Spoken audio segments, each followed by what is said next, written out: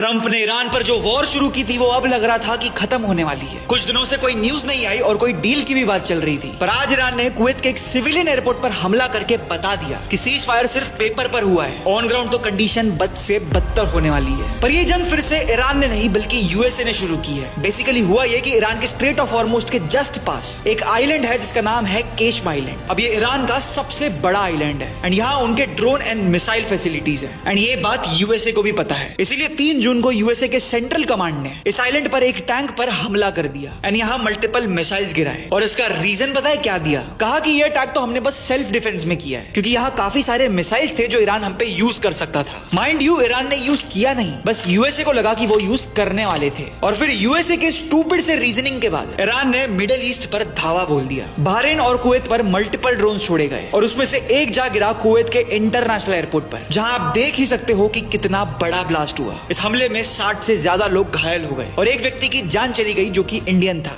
पर भले ही ईरान ने यह अटैक रिटेलिएशन में किया हो, पर एक सिविलियन इंफ्रास्ट्रक्चर पर अटैक करना जस्टिफाइड नहीं है। अब इस अटैक के बाद यूएसए भी प्रिपरेशन मोड में आ गया है, जहां वो यूक्रेन में रखे अपने डिफेंस सिस्टम मिडिल ईस्ट मंगा रहा है। और ये सब कुछ हो रहा है सीज फायर के नाटक के दौरान, जिस पर जब एक रिपोर्टर ने ट्रंप से सवाल पूछा कि आपके लिए सीज फायर का मतलब क्या है, तो आप ट्रंप का जवाब सुनो।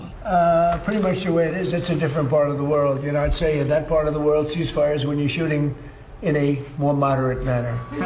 पर शायद ट्रंप का ये सारा प्लान फेल होने वाला है क्योंकि अब यूएसए का पार्लियामेंट ट्रंप को रोकने वाला है इस वॉर को आगे बढ़ाने से। 3 जून को यूएसए के पार्लियामेंट में वोटिंग हुई, जहां ट्रंप की पार्टी वालों ने ही ट्रंप के अगेंस्ट वोट दिया और वॉर रोकने कहा। इस सब के बीच वर्ल्ड इकोनॉमी जूझ रही है, जिसके कारण शायद आरबीआई को भी गोल्ड बेचना पड़ा है। पर आरबीआई ये बात मान नहीं रहा है और सिर्फ अप्रैल तक का डेटा दिखा रहा है। फ्यूल प्राइसेस अब इतने ऊपर जा चुके हैं कि यूपी और एनसीआर रीजन में अब पीयूसी के बिना पेट्रोल ही नहीं मिलने वाला है। ये सारी खबरों की डिटेल और आगे भी देश और दुनिया में जो भी होगा वो आपको सबसे पहले पता चलेगा only on Indian last 24 hours via breaking news post. शाम 6 से 7 के बीच एक डेडिकेटेड वीडियो आएगी जिसमें लास्ट 24 घंटों की सारी न्यूज कवर होगी एंड दिन में आपको ऐसे मल्टीपल वीडियोस देखने मिलेंगे जहां हम किसी एक टॉपिक की बात करेंगे। इसीलिए मैं बार बार हर बार कह रहा हूं, ज्यादा सोचो मत, फॉलो कर दो इंडियन लास्ट 24 आवर्स को अभी के अभी।